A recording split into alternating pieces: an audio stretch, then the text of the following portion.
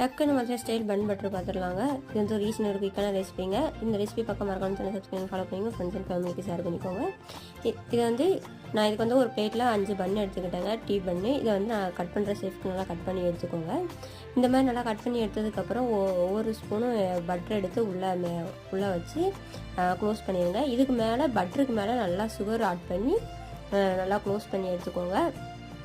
இது அதுக்கப்புறம் ஒரு பேன் எடுத்து பேனில் நல்லா பட்டர் போட்டு நல்லா மெல்ட் ஆனதும் நம்ம ரெடி பண்ணி வச்சுருந்த பன்னை தூக்கி அதுக்குள்ளே வச்சுக்கலாம்.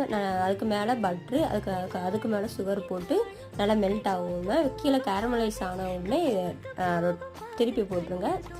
மேலே வச்சுருக்க பட்ரு கீழே மெல்ட் ஆகி கேரமலைஸ் ஆனோடனே இது அதுக்கு மேலே கொஞ்சம் சுகர் போட்டு ஆட் பண்ணி கேரமலைஸ் பண்ணி எடுத்துருங்க. 2 சைடும் நல்லா கேரமல் ஆன பிறகு எடுத்துக்க டேஸ்டில் ஒரு எம்மியான பட்டர் பன் ரெடிங்க. இது மாதிரி குயிக் அண்ட் ஈஸியான ரெசிபி பார்க்க மறக்காம சேனல் சப்ஸ்கிரைப் பண்ணி